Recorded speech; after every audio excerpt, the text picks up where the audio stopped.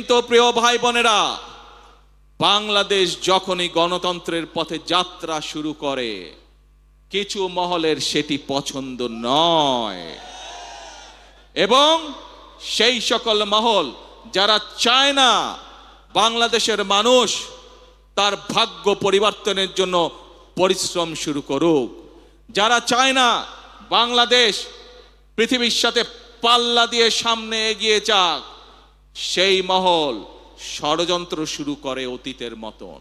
অতীতে যেমন তারা ষড়যন্ত্র করেছিল, প্রিয় ভাই বোনেরা, তাদের সেই ষড়যন্ত্র কিন্তু 12 তারিখের আগে যখন সফল হয়নি, 12 তারিখে যখন তারা দেখলো বাংলাদেশ তো আবার জনগণের সিদ্ধান্ত মোতাবেক চলা শুরু করলো, বাংলাদেশ তো আবার গণতন্ত্রের পথে চলা শুরু করলো, তখন নতুন করে তারা ধীরে ধীরে বিভিন্ন রকম ষড়যন্ত্র শুরু করলো। তারা চেষ্টা করছে এখন বিশ্ব দরবারে প্রথমে বাংলাদেশকে বিতর্কিত একটি অবস্থানে নিয়ে যাওয়ার জন্য। তারা চেষ্টা করছে বিশ্ব দরবারে বাংলাদেশ যাতে বন্ধুহীন হয়ে পড়ে, কিন্তু বিশ্ব দরবার দেখছে বর্তমান সরকারের পেছনে বাংলাদেশের মানুষের জনগণের সমর্থন রয়েছে।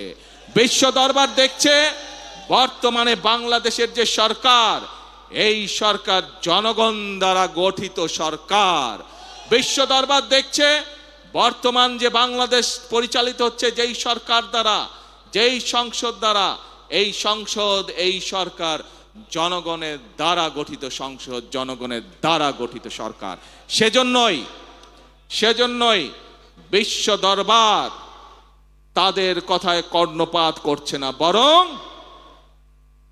বিশ্ব দরবার জনগণের যে নির্বাচিত প্রতিনিধি, জনগণের যে নির্বাচিত সরকার, তাদের সাথে কথা বলছে কিভাবে তারা এই দেশে বিনিয়োগ করবে, কিভাবে তারা এই দেশে শ্রমিকদের ভাগ্য পরিবর্তনে সহায়তা করবে, কিভাবে তারা এই দেশের মানুষের ভাগ্য পরিবর্তনে সাহায্য করবে।